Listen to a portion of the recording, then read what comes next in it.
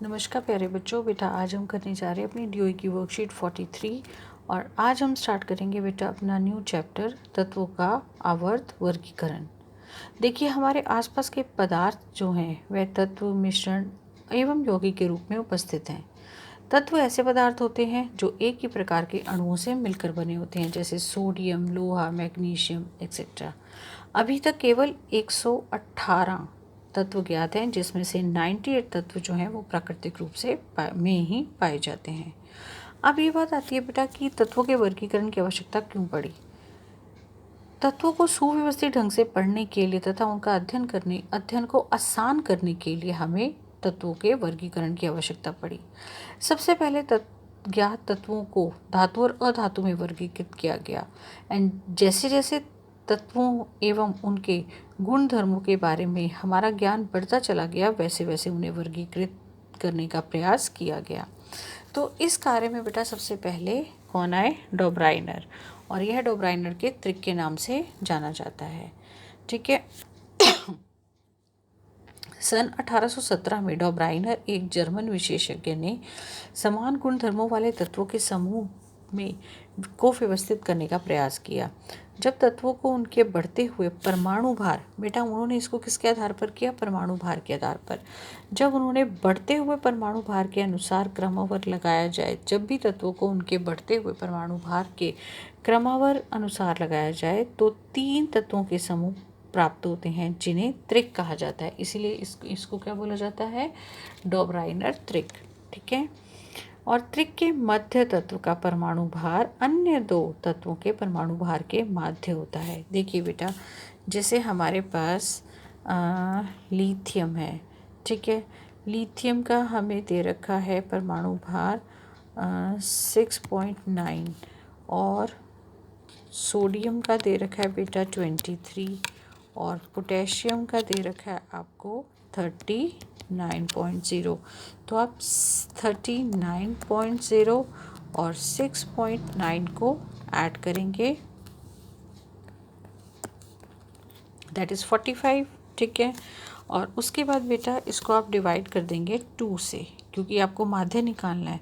तो आप देखिए कि यह कितना है, ये 23 है और जब आप इसको डिवाइड करेंगे तो ये ऑलमोस्ट जो है 2 2 ज़ 4, 2 2 ज़ 4, 1, ये ऑलमोस्ट आएगा। तो इस तरीके से बच्चे हमने यह ट्रिक को अपनाया कि जो फर्स्ट और थर्ड का अगर हम परमाणु भार का माध्य लें तो वह बीच वाले के परमाणु भार के बराबर होता है। ठीक है।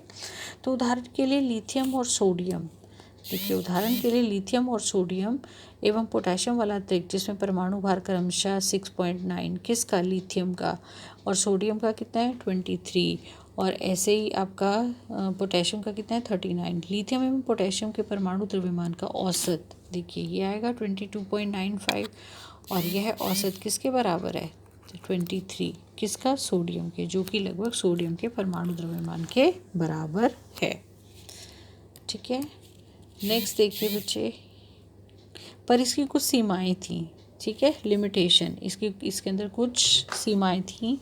क्या थी? डोब्राइनर उस समय तक ज्ञात तत्वों को केवल तीन त्रिक ही बना पाए थे। ठीक है। इसलिए त्रिक में वर्गीकृत करने का यह पद्धति सफल नहीं हुई।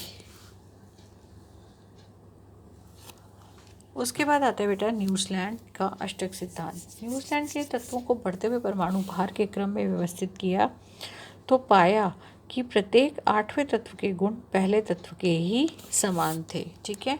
और उन्होंने इसको म्यूजिक के जो सुर होते हैं बेटा उसमें इसको उन्होंने दिया। देखिए सा रे गा मा पा धा नी। इसकी तुलना उन्होंने संगीत के अष्टक से ही की, इसलिए इसे अष्टक का सिद्धांत कहा गया। उदाहरण के लिए लिथियम, सोडियम धातु के गुण क्या थे? समान थे। ठीक है। लेकिन इसकी भी कुछ सीमाएं थी। इसकी सीमाएं क्या थी कि यह नियम केवल कैल्शियम धातु तक ही लागू हुआ।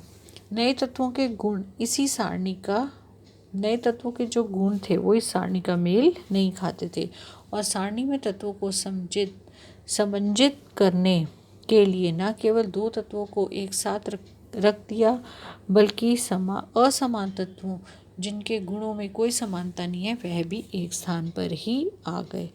ये थी बेटा इसकी लिमिटेशन। ओके, तो चलिए बेटा अब कर लेते हैं हम इसके क्वेश्चन आंसर्स। तो फर्स्ट क्वेश्चन है आपका, तत्वों को वर्गीकृत करने की आवश्यकता क्यों पड़ी? इसका आंसर ये रहा, सुव्यवस्थित ढंग से पढ़ने के लिए तथा उनके अध्ययन को आसान करने के लिए हमें तत्वों के वर्गीकरण की आवश्यकता पड़ी। ऐसे 3 तत्वों के नाम लिखो जो डॉब्राइनर त्रिक को दर्शाते हैं। तो बेटा आप इसमें से कोई भी लिख सकते हैं, तीनों त्रिक, चाहे आप ये लिखिए या लिथियम सोडियम और पोटेशियम वाला भी आप लिख सकते हैं। ठीक है, नेक्स्ट देखिए, न्यूजीलैंड ने तत्वों को 8 तत्वों की क्षैतिज पंक्ति में विभक्त किया। यह सत्य है या असत्य है? बेटा यह असत्य है, उन्होंने उसको 7 में किया था। ठीक है, और मतलब 7 क्योंकि सुर जो होते हैं संगीत के 7 होते हैं। ठीक है, सा रे गा मा पा धा नी, उन्होंने उसको इसी तरीके से व्यवस्थित किया। नेक्स्ट देखिए बच्चे, न्यूजीलैंड के अष्टक नियम की 2 सीमाएं। तो आप बेटा इसको यहाँ से कर सकते हैं, कोई भी 2 सीमाएं लिख दीजिए आप इसमें से। कौन कौन सी? यह है कि नियम केवल कैल्शियम धातु और हल्के तत्वों तक ही लागू होता है और नए तत्वों के गुण एक सारणी से मेल नहीं खाते थे। ठीक है, कोई भी लिख सकते हैं आप 2 इसमें से। नेक्स्ट क्वेश्चन है, क्या नीचे दिए गए तत्व जो हैं तत्व के समूह डॉब्राइनर के त्रिक के रूप में वर्गित किया जा सकता है इन तत्वों को? तो देखिए बेटा, सबसे पहला आपको दे रखा है सोडियम, सिलिकॉन और क्लोरीन। ओके, तो बेटा देखिए, सोडियम का भार होता है आपका, हमें क्या करना है, हमें ये निकालने पड़ेंगे बेटा सबसे पहले। तो सोडियम का आपका भार होता है 23 और जो आपका ये होता है क्लोरीन का जो भार होता है बेटा वो होता है 35। जब आप इन दोनों को ऐड कर लेंगे, 58 को डिवाइड करो 2 से, तो it seems out to be almost 2 to the 4 2 9s, right. This is equal to 29U। और जबकि हमारे पास जो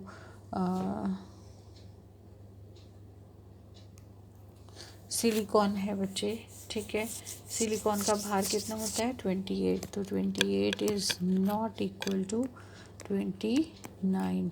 सो यह फर्स्ट केस में तो यह नहीं होगा। सेकंड देखिए बच्चे, तो देखिए बेटा, जैसा कि हम सेकंड में बता रहे थे कि बेरिलियम, मैग्नीशियम और कैल्शियम में, बेरिलियम का बेटा आपके पास में परमाणु भार 9 है, कैल्शियम का है आपके पास में 40। आप ऐड करिए 49 डिवाइडेड बाय 2 करिए। अगर आप इसको डिवाइडेड बाय 2 करेंगे that will be equals to 24.5U। और बच्चे जबकि हमारे पास में जो मैग्नीशियम होता है, मैग्नीशियम का जो भार होता है वो ऑलमोस्ट 24 होता है। तो 24 equals to almost you can say 24.5। ठीक है, तो इसका जो औसत भार है वो लगभग एक समान है। तो यह डॉब्राइनर के त्रिक को दर्शाता है। ठीक है, तो बच्चे ये थी आपकी DOE की वर्कशीट। उम्मीद करती हूँ आपको समझ आई होगी। थैंक्स फॉर वॉचिंग बच्चे, टेक केयर।